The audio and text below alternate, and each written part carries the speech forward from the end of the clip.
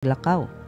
Apan ang tawo nga naayo wala makaila kung kinsa siya, mipawa man si Jesus tungod sa pundok sa mga tawo nga diha ni adtong dapita. Human ni ini na mahitabong kahibulungan ni Jesus ang tawo dito sa hitagbuan ni Jesus ang tawo dito sa templo ug miingon si Jesus kaniya, "Tan-awa, naayo ka na. Ayaw nagpagpakasala aron dili ka agom sa labing pang mangilad nga hitabo." Unya milakaw ang tawo ug misugilon sa mga kadagkuan sa Hudyo nga si Jesus di ay mao ang nag-ayo kaniya. Alright, so moka to ato ang main verse, taas-taas, no? Pastor. Gikan sa verse 1 up to 15. So, dari na to masabtan mga igsuon nga there was a word Sabbath or adlong ipapahulay ang gisgutan. So there was a different kuan ba na ay ginatawag nga lain-lain nga opinions nga nahitabo ani nga parte, no? Matud pa sa time ni Moses pag Sabbath, di ka pwedeng mo carry sa mat. Dili ka pwedeng mo bit-bit sa imuhang mat. Imagine na pag kang Sabbath, di wa kay dapat buhaton. Kay katong time magi-call out ang kuan, ang naayo nga tawo, ang ano mang imo manggi carry mong mat nga Sabbath day maron. At the same time pod, ang gibuhat pod ni Jesus was kuan pod kanang out of the context pod sa nahibaluan nila nga Sabbath during the time of Moses. Nga dili ka pwedeng mangayo on the Sabbath day. So unsa man gyud ang tinod nga Sabbath? Manang karong adlaw atong pagatukion ang kanabang pagkamatuod jud sa Sabbath ba, no? Kay harong dili ta dili ta sayop ba or kanabang harong dili na ta ma-misinterpret ang word nga Sabbath. Kay si Jesus po naghisgot ang pugod siya Sabbath sa time sa Matthew chapter 11 verse 28 nga nag-offer siya og rest or nag-offer siya og Sabbath po, no? Kay kung atong pangitaon ang definition of Sabbath in Google, it is a day of religious observance and abstinence from work. So, kept by Jewish people from Friday evening to Saturday evening and by most Christians on Sunday. So, we have to understand nga kuan kanang ang Sabbath mga kaigsunan ko, there was a certain nga Sabbath nga gihatag para lang sa Jewish people, and also napoy mga Sabbath nga gi-observe po sa mga Christians.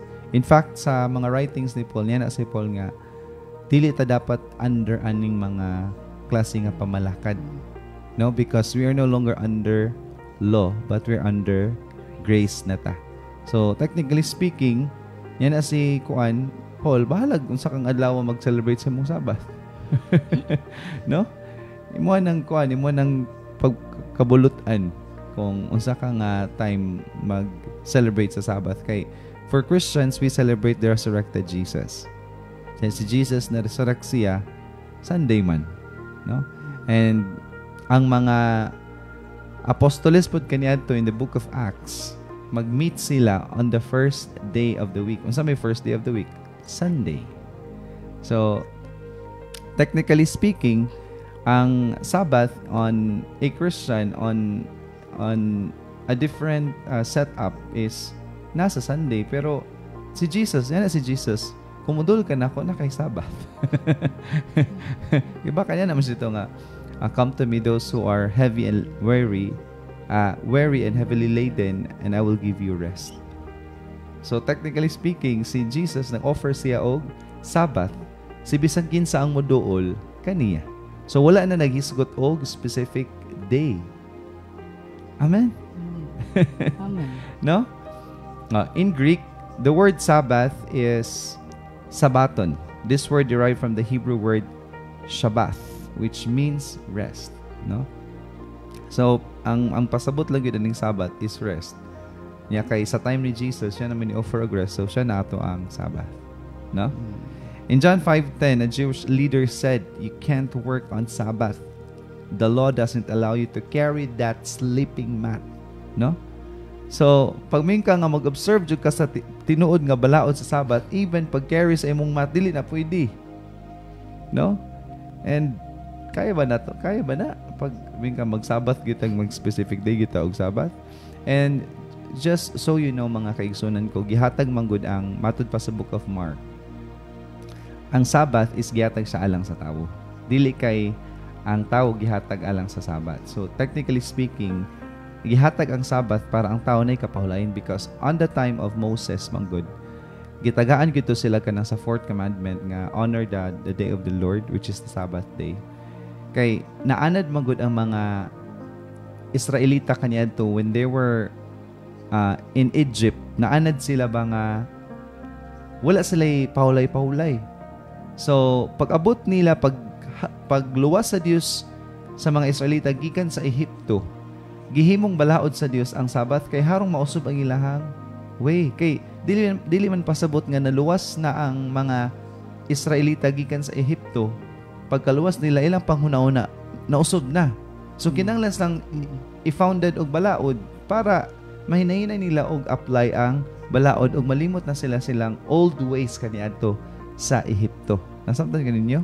Kay na-inculcate man sa ilang mind, teacher siya nga dili magpahuway kay mo may lang naandan sa Ehipto. So motong pag kaluwas na nila found sa Dios ang Sabbath for them para nasilay kapahulayan.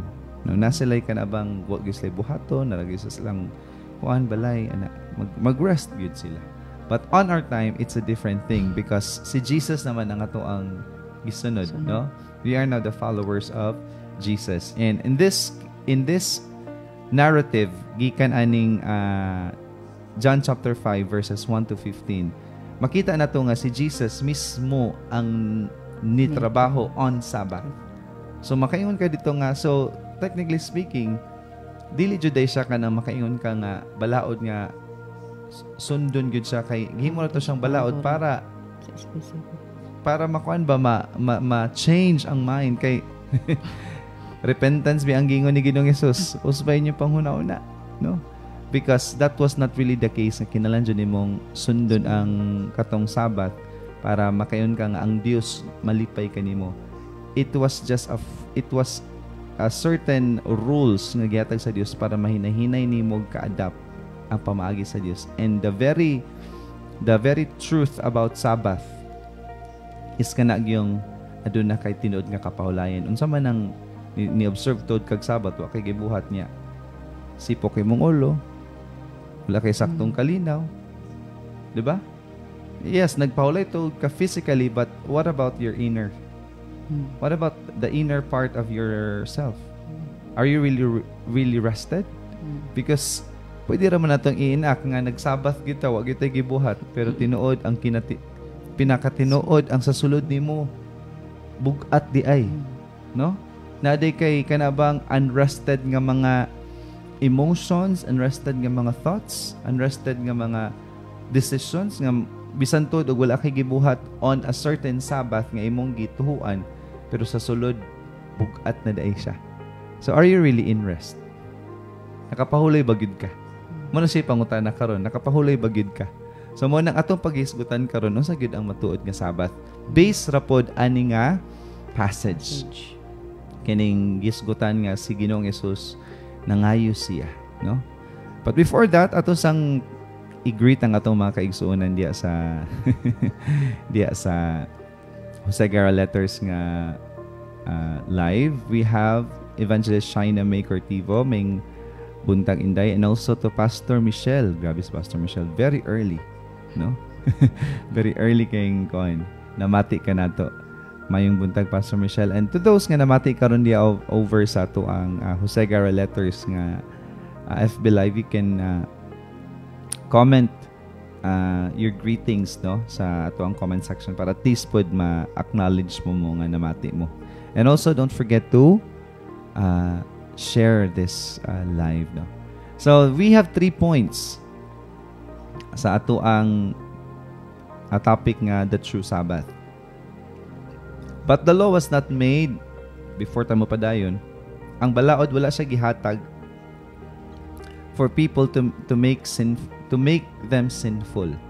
But if it is perceived well in God's Spirit, it is a sign of protection, nurturing, and growth. Nganong gitagaan tag Sabbath? Kay to protect us, no? To nurture us and to keep us growing in the Lord. Mo nang na-observance of Sabbath, no? Kaya of course, kung magsira po tag-trabaho, is that a mere, even nga, God rested man gani, di ba? Wala na protection. So, Sabbath or the law tells us nga gihatag na sa Dios para protektahan ta. Ikaduha, para in-nurture ta, para ang atong mga decision, atong mga pamaagi, malinyada siya sa Dios o para naatay growth. Jesus even said in Matthew 11:28-30 that He is the rest. Muna yung ganina. Siya ang kapahulayan. And then yan napag siya nga, for His yoke is easy and His burden is light. So, kung makita nimo ni hisgot si Jesus og kapahulayan pero na siya gihatag nga yugo. So, sa mga Lord Jesus, o pahaway gid ani or ngano namatay gipas-an na hinon ani. So, diri na to ba atong sabton ba unsa gyud ang tinuod nga Sabbath, no? Kay mo taong gyud ganina nga bason rested ra ka physically, pero sa sulod nimo dili jud ka truly rested. You are bombarded with a lot of things, no? This highlights God's purpose to make us responsible. Kay nihatag man siya og yoke, nihatag man siya og buluhaton, yugo. Having a communion with Him, nga naman ka nga nakay communion pag imong dawaton ang yugo nga ikahatag sa Dios, because on the time of Jesus, ang ilang yoke is duwa ka buok, so pair siya. So kung mo sanong ka sa yugo ni Ginoong Jesus, pasabot, you are having a communion with Him. No? Kay kamo mang duwa ang nag-askwat sa maong yugo. So nakay communion, nakay relationship, nakay connection with Jesus. Muna kind of rest nga ganan nga mabati nimo in what Jesus was trying to kanaganing explain, pasabot sa ato and finishing the task with peace. Og mahuman gyud nato ang task, ang yoke nga naay kalinaw. Pwede makanghuman sa imong buluhaton pero wala kay kalinaw. No? So unsa man gyud ang true Sabbath, no? We have 3 points. The first is the heart to help. No? Ang kasing-kasing nga mo tabang. No? Mo na siya tinuod nga Sabbath, no? Rest tuod ka pero wapo kay kasing-kasing para mo tabang sa uban. Kita kag mga tao nga gakalisod niya nagi si Jesus nga daghan kay gi-observe ang mga Pharisees kaniadto nga mga kabahin sa balaod pero na missed out nila ang tinuod nga meaning sa mga balaod nga gihatag sa Dios kanila, which is love, mercy, and being for others. Diba niya naman to si Jesus? Kusog kay mo mo tights, kusog kay mo mo hatag o muuli sa Dios, pero nalimot mo sa pinaka-importante, ang gugma o kaluoy alang sa mga tao. Namin ana, pwede rin imong buhaton ang imong bulaton kay gisugo ka pero wala nimo nakuha gyud ang pinaka-importante nganong gi founded sa Dios ang mga balaod. It's because to show love for others. Muna niya si Jesus Christ, there is above the law, or there is more than pa sa balaod, or mo complete sa law. I mean, my point is there is something that will complete the law, which is love. Muna siya mo complete sa law, mo fulfill sa law. Number 2 po, second point, experiencing God's power. If you are in the true Sabbath, you can experience the power of God or God's power. Ito na lang pag-iisgutan. And ikatulo, environment of sanctification. Kung natunong ka sa tinuod nga Sabbath na ay pag-sanctify ka nimo, your environment is within sanctification. Taas-taas na siya pero ato gining sulayan nga mahuman nato nino. Because ganan ko ipasabot ba kung sa gid ang true Sabbath gid, no? Sige, basa teacher siyang balik ta sa first point, the heart to help. John 5 verses 5 to 6. John 5 verses 5-6. One of the men lying there had been sick for 38 years. When Jesus saw him and knew that I knew he had been ill for a long time, he asked him, "Would you like to get well?" Kabantay ka sa kasing-kasing ni Ginoong Yesus, andam siyang mutabang. Siyang, would you like to get well? Ganan ba kang maayo? No? The true Sabbath is you have that heart to help. If you are truly rested with the Lord, you can also give rest to others. Tinuod, di ba? Kung tinuod ka nga nakadawat sa kapahulayan nga gihatag sa Dios, pwede ka makahatagan na sa uban nga pinagi sa pagtabang kanila, no? May buntag dahil sa atong igsoon diya nga si Evangelist Charm and also to Pastora Dadang, may buntag. Shalom. No? Matthew 11 verse 28 to 30 tells us that though Jesus is our rest, bisan tuod o niyo si Ginoong Yesus nga tagaanta mong kapahulayan, yan na siya dito nga, He provides us with a yoke that is easy and light. Muna yung gingon. Yan na siya nga tagaanta ko kapahulayan, pero tagaan pati ka og yugo nga sayon og gaan. So meaning, we are not just resting physically or on a physical level, but rested po ta sa pinakasulod. Muna makakita ta sa panginahanglan sa uban, makatabang ta sa panginahanglan sa uban, may buntag dahil sa ito ang Evangelist Mav and also Primate and Pastor Beth. Makatabang taba sa panginahanglan sa uban tungod kay natagaan ta og tinud nga kapahulayan sa Dios. Because maybe you are just, again, resting physically, but sa sulod o juday ka nakadawat sa tinuod nga rest nga gikahatag sa Dios. No? Through the Holy Spirit, which Jesus has given us from the Father in John 14:6, we are given that idea that in our journey, we are no longer alone, but we have a helper who serves as our comforter, advocate, intercessor, counselor, strengthener, and standby, who is with us forever. So mao nang makahatag ta og tabang sa uban kay tungod na naman tay magtatabang, na naman tay helper, which is the Holy Spirit, no? So mao nang natay kasing-kasing nga mo help. Kay always remember on this passage, Sabbath ni siya, pero si Jesus niya na siya dito sa tawo nga ganahan ba kang maayo. So si Jesus is technically offering a help.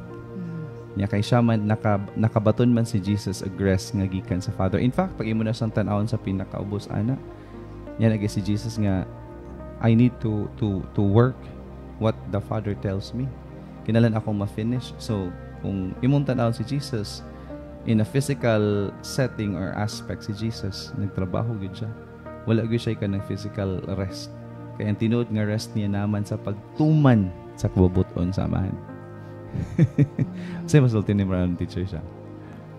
Salamat sa kuan pastor, no, kanang gipahinumduman ta pastor nga kanang kung makakita ta sa uban sa ilang sitwasyon, gipahinumduman ta nga pwede kay tang mutabang dili ingon sa financial nga bahin, pwede ta makatabang sa imong kusog, sa imong oras, sa imong pareho ani pastor, sa imong paggahin og oras sa pagsangyaw sa maayong balita pastor. Kay diri ta gipahinumduman pastor nga ang rest nga kinahanglan nato dili ingon sa magpahulay nga physical nga matulog ta or wala tay buhaton, but the rest nga at kanang makita nato sa kinasuluran sa atong kinabuhi pastor. Amen. Pastor, no? So makahatag po ta sa uban. So a true Sabbath encompasses a journey of purpose, no? Bisan si Jesus, pagari ni Jesus diri, Mary siya diri nga naghatag siya og rest. Pero kana nga rest na siya purpose, no? His journey aning kalibutan na nagud siya katuyuan, which is being for others. Mo na siya tinuod nga Sabbath, mo na tinuod nga nakabaton og tinuod nga Sabbath, nahimo kang alang sa ubang tawo. Diba? Ikaduha, a lifetime partnership. hatag ka og panabang tungod kay naa kay magtatabang. Pero kung wala kay magtatabang, malisod yung kaghatag og panabang, no? Sa ubang tawo. So salamat sa atong Ginoo nga ayat ang gitagan og balaang espiritu nga mutabang ka nato mo na maka-help ta sa ubang tawo, which is makainjud ta nga imagine ha. Yan na diri sa John 14:16. Kung mo na siyang basahon sa I think it's AMP or AMPC. Imo na siyang basahon. Gi-describe dito unsay buluhaton ni Holy Spirit, unsay ministry ni Holy Spirit nimo. Ingon siya dito, He is the comforter, He is the advocate, the intercessor, the counselor, the strengthener, and the standby. So, bisan pa man tuod og nagbuhat ka og mga butang on the physical aspect, on your physical aspect. Pero since naay mo comfort nimo, makapadayon ka. Bisan pa man tuod og nakay gibuhat on the physical aspect, kung naay mo laban nimo kay kaning advocate is manlalaban man siya, makabuhat ka kay na makay manlalaban. Bisan pa man tuod og nagbuhat ka on the physical aspect, kung naka intercessor nga mo pray para kanimo para maimo nang mahuman nimong buluhaton, mabuhat ra gyapon na nimo. Na someone who will counsel you and the one who strengthens you. Ngano makang strengthen ni Holy Spirit kung wala day kay buhaton? Para asa man day ang strength nga ihatag niya nimo? Para magsige ka og kuan, laglaag.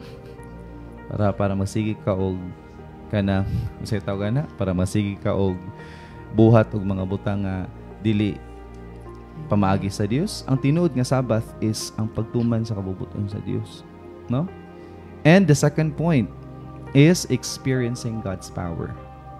If you are truly within the Sabbath, you can experience, you can see things nga nanghilabot ang Dios diya sa iyahang sa imong kinabuhi tungod kay nakita nimo ang gahom niya, no? Sige, teacher sang you read in John 5 verses 8 to 9. John 5 verses 8 to 9. Jesus told him, "Stand up, pick up your mat and walk." Instantly the man was healed. He rolled up his sleeping mat and began walking. But this miracle happened on Sabbath. Oh. Klaro, no? Nitabo siya on Sabbath. But on the Sabbath, napatindog ni Ginoong Yesus ang usa ka tawo nga dili kalakaw for 38 years. No? On the Sabbath day na experience sa tawo ang gahom sa Dios. Bisag wala gito kaila si Ginoong Yesus. No? Wala gani kanang ibutan nato, wala gani kaila to siya ni Ginoong Hesus. Kaya nana mo to siya nga wala mo kuto niya kaila, di ba? Pero nakadawat siya sa gahom sa Dios, nakadawat siya mga kaigsuonan ko sa kanang hallelujah kanang makayon ka ba nga dili ka kinanglan kana ganing si Ginoong Hesus bayang kasing-kasing baalang sa mga tao ba nga I don't need your recognition, I just need to help.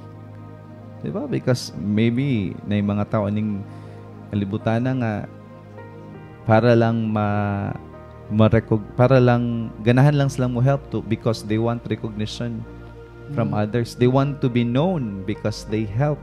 Pero si Jesus, bisag wala kay ilatong tawhanan niya, nitabang siya. No? Because Jesus doesn't need recognition because ang tinuod nga nakadawat sa tinuod nga Sabbath, bisag walay recognition, muhatag og tabang alang sa katawhan nga nanginanglan og tabang. No? Amen. And when we experience God's power, there are three things nga atong makita, ato ang ma-experience. No? Kay di man pud pwedeng ayuhon ka sa Ginoo aron makita lang ang God's power niya. Wala ka nagbakol, no? Di ba? Teacher siya? May kang ganahan ako ma-feel ang God's power niya. Wa man ka nabakol. Sa bakulan sa ka. No? So naitulo ka ma-experience nimo nga pamaagi kundi ma-experience nimo ang gahom sa Dios. First is wisdom. Second is transformation, and third is divine intervention. Sa kaalam or sa wisdom, this is to sustain us by using God's wisdom while progressing to the plans God has for us. Kana bang gitagaan tagkaalam sa Dios ba para masustain ta, no? And para pod ang plano sa Dios atong kinabuhi atong maabot. That's power, no? Unsa man ang naayo tuod kas imuhang pagkabakol niya. Galiso day kag pangitag pagkaon kay wala kay kaalam nga insakto. Di ba? Ya di makakinahanglan ayon sa imong pagkabakol kay di man kabakol. So, ang imo karong experience nga gawom sa Dios is iyang wisdom. No? Imong pangayoon ang wisdom nga gikan sa Dios because He is the source. In James 1:5, He is the source of wisdom. When you lack wisdom, ask God and He will give you generously. Yan na sa dito. So, kung gusto kang maka-experience sa wisdom sa Dios, pangayuan na gikan kaniya. While wisdom allows us to navigate life well by His grace, it also inspires others to walk aligned in Him. Kung makikita ang mga tao nga na kay tinod nga kaalam, Teacher Shang, grabe, nag-progress ko Teacher Shang sa ang kinabuhi kina imong gi-apply ang kaalam magikan sa Dios, daghang mga tao nga ma-inspire nimo. So nagtabang ra gyapon kanila. On a different setting lang, no? Kaya na may uban nga kinahanglan og somebody nga makita nila para sila mo work on sa life. So you are now become a symbol of inspiration. You're not really the inspiration yun, but nahimo ra kang symbol ba? Nahimo ra kang channel nga ang tawo ma-inspire sa Dios pinagi sa imo ang kinabuhi. No? The reason why we studied God's Word, mo na siya reason nga naghisgot tag pulong sa Dios para masabtan nato ang wisdom nga gikan sa Dios. So kung makit imong mabasa ng mga book of Proverbs, tanan na yung mga underlying or mga wisdom beneath anang mga passages nga nadiya. Kung imo na siyang matuki sakto, ay na you will really have, you will experience God's power pinagi sa wisdom niya ikahatag nimo. The reason why we make God's Word as our lifestyle. We are not just reading, we are not just studying the Word of God, but we make it as a lifestyle. Nahimo na nato siyang parte, nahimo na nato siyang system sa atong kinabuhi. So, pinaagi na pareho karon kung wala pa dagi ko espiritu sa Dios, karong mga orasa murag gahagok pa ko ron. Murag mo mata ko mga alas 10 padagway, no? But since we are making the Word of God as our lifestyle, we become now the channel. No? We become now the channel nga ang mga tao ma-help out. And transformation. No? Di pa dahi, kadwa pa din yung transformation. No? Being a blessing to people around you through the work of God manifested on you. Nausub ka, imong kinabuhi nausub, imuhang pamatasan nausub. Ang muna tinuod nga power nga sus ko, no? Na kay wisdom, na kay transformation. So, God's power na, oy. Tinuod na nga rest. No? Sa una, maugtos kag pangita, og gugma, maugtos kag pangita, kalipay, katagbaw na ning kalibutan na karon nga na-transform na ka, nahimo na kang tagaagbag-ong kasing-kasing sa Dios nga makita nimo ang kalipay, kalinaw, gugma, bisan lamang Dios pagbasa nimo sa Bible, bisan lamang sa pag-help sa ubang tao. Sus ko, you become now a blessing to many people. No? Sa una, ikaw may magsigi og hinangol og pangayog tabang, karon ikaw na ang nahimong channel sa tabang alang sa mga tao. No? Kay kung magkinalibutan nun ka, sus ikaw mo'y magsigi og hulat nga ikaw mo'y tabangan dili kay hadi jud ka magpalakan si. Dapat jud nga ikaw jud mo'y sige tabangan. Sige tabangan. Imo ako jud. And then letter C is divine intervention. This is the least thing we ask from God. Kaya of course, kung na kay wisdom, na kay transformation, least na lang ng divine intervention. Yet still God's grace. In God's grace, this is where we align ourselves to His word and works. No?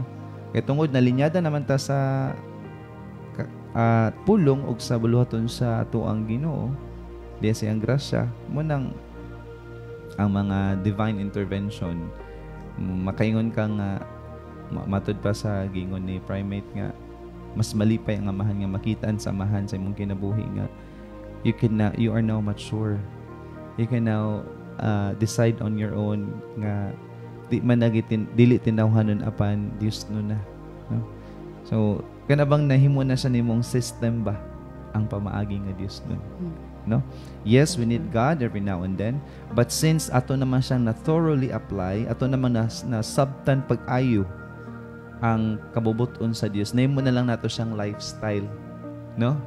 Na marabag, for example ka ng wisdom, di man na kinahanglan jud ka masidyo kag meditate para nakay wisdom kay kung implanted na siya sa imong una-una, maka-decide na maka-automatic using that wisdom nga gihatag sa Dios kanimo. Diba? For example, sa una, musimba ko sa una tong di pa jud ko hinog sa pulong sa Dios. Masipag una-una unsa akong isuot. Pero sa ako isuot Lord na. Karon kay nahimo naman siyang lifestyle nako, nahimo naman siyang walk sa akong kinabuhi. So kablo na jud ko unsa akong ipangsuot, di ba? Sa una sus ko. Maguna-una pa ko kung say malipay bang Ginoo ni, di ba malipay ang Ginoo ni. Ana masipag ka una karon kay na lifestyle na siya nimo. It becomes a natural way nga mo flow na lang siya sa imong kinabuhi kay kuan naman na implant naman siya sa imuhang kuan kasing-kasing una-una, no? So, this is a testimony we can use for we thrive in life, moving forward and upward. Tungod aning divine intervention, no? Mahimo po ni siyang testimony nga kita nagmadaogon sa kinabuhi. Moving forward and upward, man gusto sa Dios sa atong kinabuhi, no? Muna tinod nga Sabbath, nga nakabaton jud kag Sabbath kay nakapadayon kas kinabuhi nga madaogon, di ba?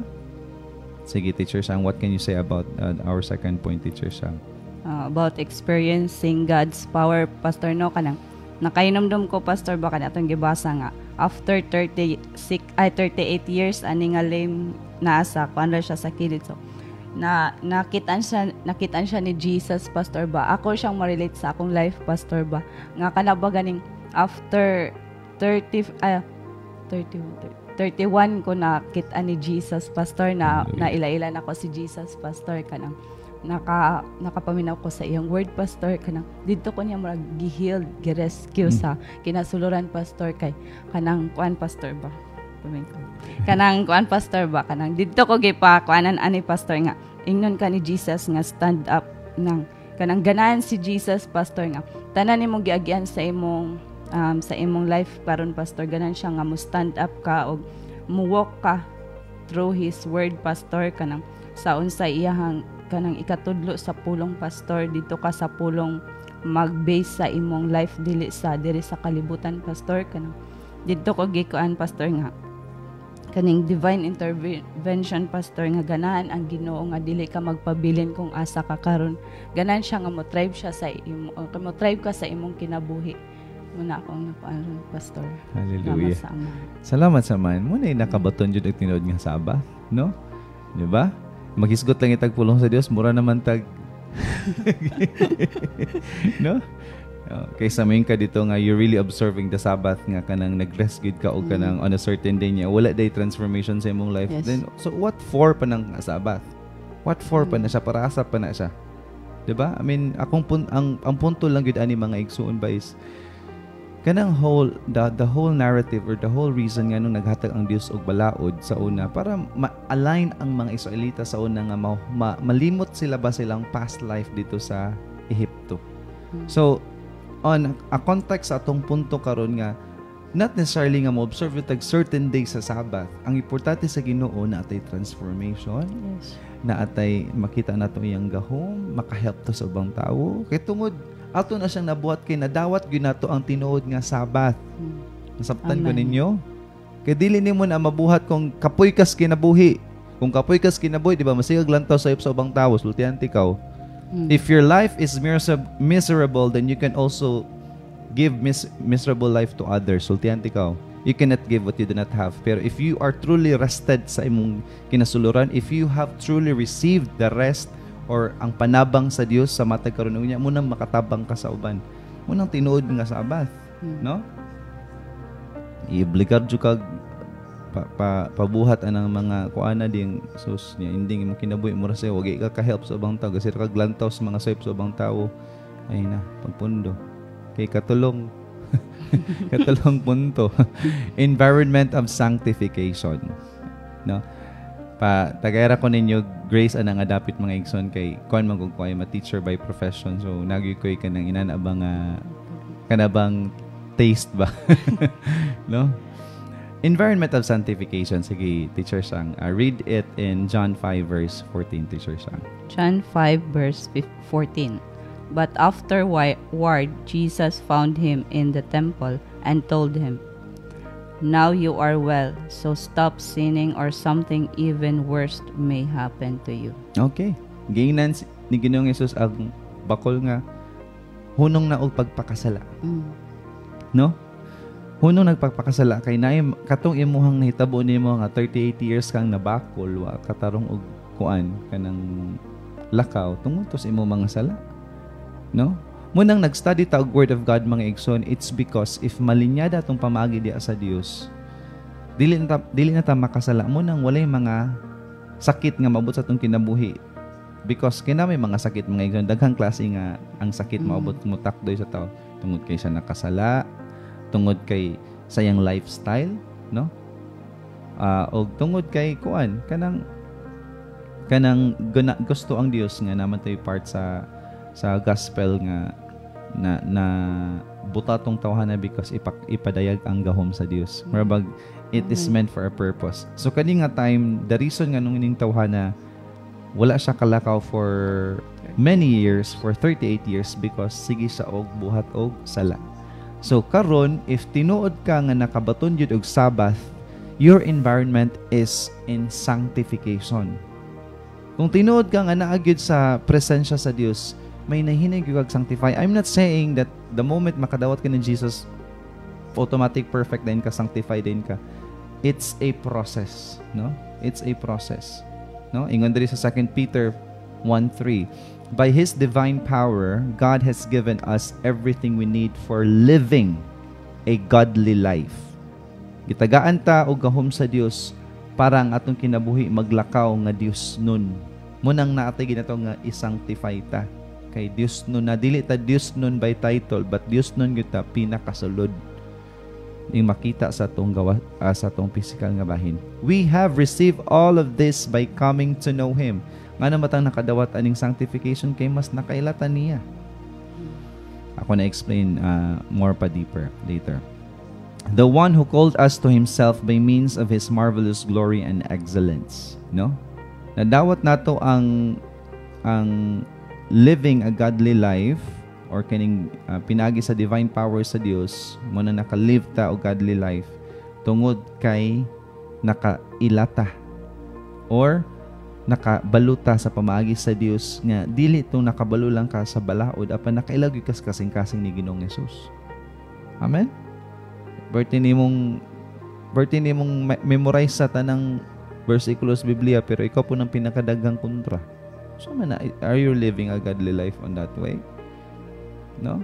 Matod pa sa word ni Prime yesterday, ang tinuod nga man of God, di na mo retaliate pag imo nang buhatan og sayo.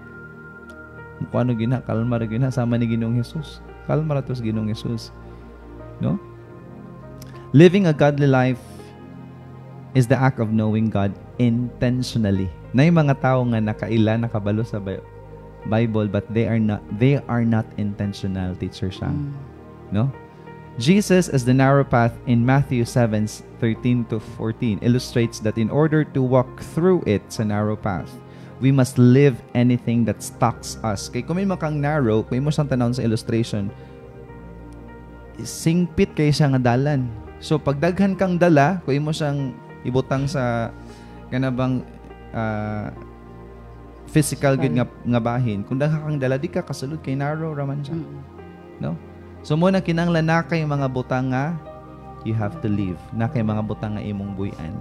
Mo na niya na si Ginoong Hesus nga I am the vine, you are the branches, and I will cut the things nga dili makaproduce nimo og fruit. Diba? So mao nang naay mga butang nga atong buy-an, ato ang ibilin, kay kung dili nato na ibilin, mas takta dita makasulod ang narrow path. Unsa man ning atong ipang bilin, Teacher Shang? We have ibilin nato atong pride, worldly lifestyle, and wrong circle of friends. Amen. Wrong circle of people. I'm not saying that we have to hate them. What I'm just saying is do not let them impact you. Do not let them influence you. Muna siya circle kay kung may kang circle ng good, Teacher Rachel, company mo maguna siya kana ganing gialaw nimo ba nga mo influence nimo ba, no? Na may mga tao nga kuig-kuig na to pero we don't kanabang dili ta gusto nga ma-implementan nila ba? Namin ana.